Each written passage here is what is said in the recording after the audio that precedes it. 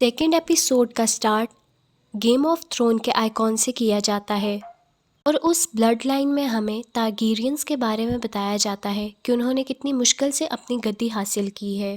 اس کے بعد سیدھا سین شفٹ ہوتا ہے ایک شور کی طرف، جہاں ہم کافی سارے لوگوں کو زخمی اور بہت ساری تباہی دیکھ سکتے ہیں، اور پھر کنگ کی طرف یہ سین بڑھتا ہے جو کورٹ میں بیٹھ کر اپنے وزیروں کے ساتھ نئے کنگ کی سلیکشن کی بات کر رہے ہوتے ہیں، لیکن ان کی باتوں کو انٹرپٹ کرتے ہوئے لارڈ وہاں پر پہنچتا ہے جو آ کر اسی تباہی کے بارے میں بتاتے ہیں جو ان کی شپ کے ساتھ ہوئی ہے۔ یہ تباہی اور کسی نے نہیں بلکہ کریبیٹرز نے کی ہے، اور ان کا یہ ماننا ہے کہ ان کریبیٹرز کو ختم کر دیا جائے، نہ وہ کریبز دھیرے دھیرے ان کی ساری سلطنت کو کھا جائیں گے۔ کہ یہ بات سن کر کنگ راضی نہیں ہوتے کیونکہ ان کے جو 7 کنگڈمز ہیں ابھی تک ان نے جنگ کی پریپریشنز نہیں کی ہوئی تھی، اور اگر انہوں نے اس طرح ان پر حملہ کیا تو اس کا مطلب یہ ہوگا کہ یہ کھلی جنگ ہے، اور اب وہ یہ صلاح بناتے ہیں کہ وقت آنے پر وہ ان سے بھی نمٹ لیں گے۔ لیکن انہیں ٹوکتے ہوئے کنگ کی بیٹی کہتی ہے کہ ان کے پاس ڈریگنز ہیں تو وہ ان کا استعمال کیوں نہیں کرتے۔ وہاں پر سبھی کو بیٹھے ہوئے یہ بات نہیں اچھی لگتی، تو کنگ اپنی بیٹی کو ایک گارڈ کے ساتھ نئے کنگ کو چننے کے لیے بھیجتا ہے جو اسے گائیڈ کرے گا۔ پھر پرنسس کے سامنے کافی سارے گارڈز کو پیش کیا جاتا ہے، لیکن پرنسس سر کرسٹین کول کو چنتی ہے کیونکہ پرنسس نے کرسٹین کول کی لڑائی پہلے ٹورنامنٹ میں دیکھی ہوئی ہوتی ہے۔ لیکن یہ فیصلہ آٹو ہائی ٹاور کو پسند نہیں آتا۔ بے شک وہ لڑائی میں اچھا کیوں نہ ہو، لیکن اسے اتنی سمجھ ابھی تک نہیں ہے۔ یہ بات پرنسس کو بالکل پسند نہیں آتی، تو وہ آٹو کو کہتی ہے کہ اس کے فادر کو گارڈ کرنے کے لیے سر کرسچن بالکل ٹھیک رہیں گے۔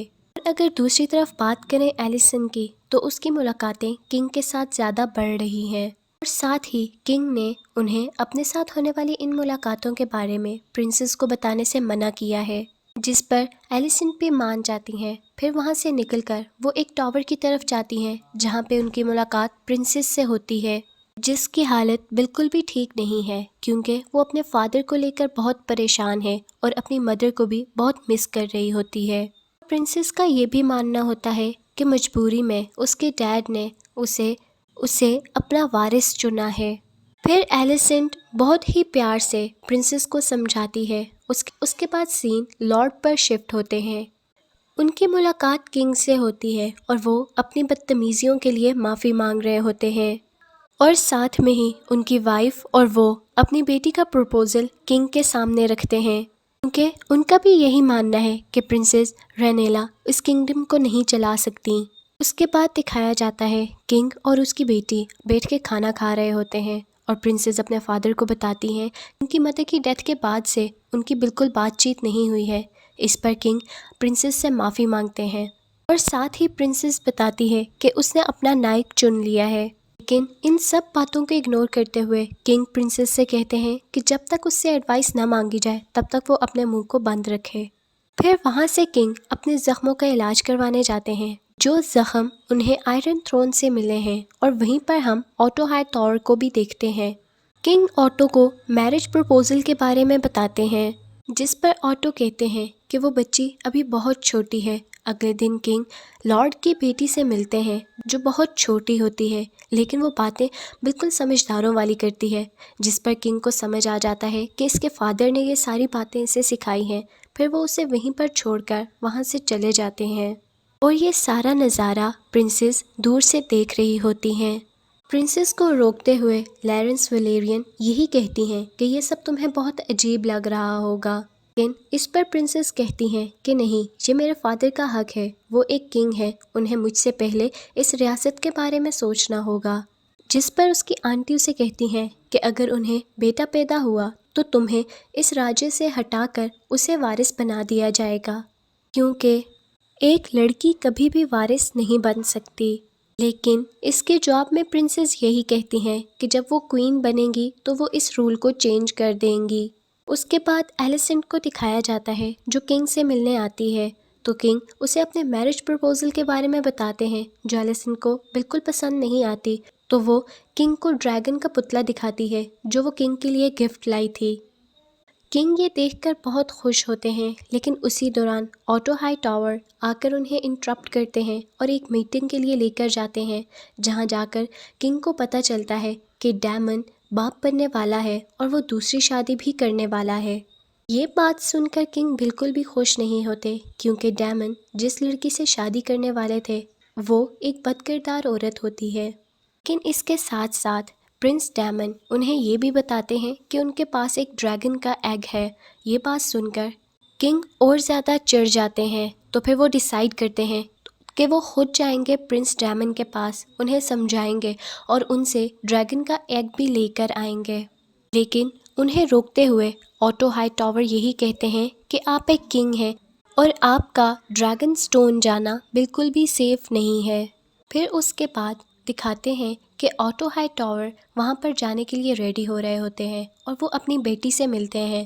وہ اپنی بیٹی سے مل کر اسے یہی کہتے ہیں کنگ کو اپنے پیار میں پھنسانا ہوگا۔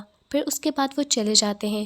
جب وہ لوگ وہاں پر پہنچتے ہیں تو دکھایا جاتا ہے کہ ڈیمن بالکل بھی ان کے آنے سے خوش نہیں ہوتا، کہ اپنی شادی میں آنے کے لیے اس نے اپنے بھائی کو بھی انوائٹ کیا تھا، لیکن آٹو ہائی ٹاور اسے بتاتے ہیں کہ تم جس لڑکی سے شادی کرنے والے ہو ہم اسے شادی بالکل بھی نہیں مانتے، اور اسے یہ بھی بتاتے ہیں کہ اس کے پاس جو ڈریگن ایگ ہے وہ کنگ کو دے دینا چاہیے، کیونکہ وہ کنگ کو ہی بلانگ کرتا ہے۔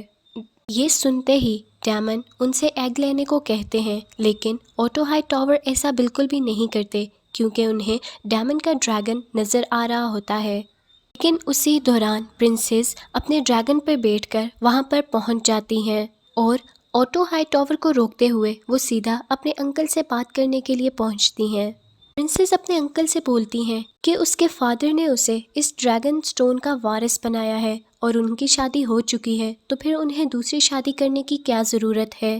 اس کے جواب میں اس کے انکل اسے کہتے ہیں کہ وہ شادی ان کی مرضی کے خلاف ہوئی تھی، جس پر پرنسس کہتی ہیں وہ یہاں پر صرف ڈریگن ایگ لینے کے لیے آئی ہے، تو بہتر ہوگا کہ وہ اسے ایگ دے دیں۔ جبکہ ڈیمن کو وہ گدی چاہیے، تو کنگ نے پرنسس کو اپنی گدی کا وارث چنا ہے، اس لیے اب اس کے انکل کو اس گدی کے لیے اسے مارنا ہوگا۔ پھر دکھاتے ہیں کہ پرنس ڈیمن اس ایگ کو لے کر وہاں سے دور چلے جاتے ہیں، وہاں جاتے ہیں جہاں پر ان کی ہونے والی بیوی ہوتی ہے، اور وہ پرنس سے بہت ناراض ہوتی ہے کیونکہ اس نے اس لڑکی کا ساتھ نہیں دیا تھا جبکہ انہیں دینا چاہیے تھا، اور ساتھ ہی وہ کہتی ہے کہ وہ پرنس ڈیمن کو اس گدی پر بیٹھتا ہوا دیکھنا چاہتی ہے۔ پھر پرنسس کو دکھاتے ہیں جو دوبارہ واپس اپنے کیسل میں آ جاتی ہیں۔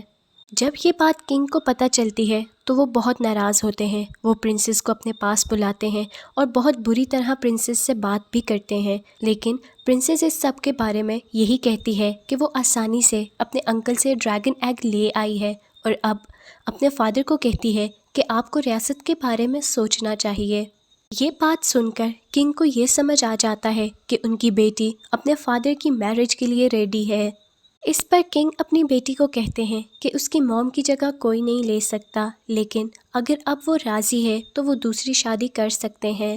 اس کے بعد دکھاتے ہیں کہ کنگ سب کے سامنے یہ ڈکلیئر کر دیتے ہیں کہ انہیں ایلیسنٹ ہائی ٹاور سے شادی کرنی ہے۔ یہ بات سن کر لارڈ بہت اداس ہو جاتے ہیں اور ساتھ ہی پرنسس بھی۔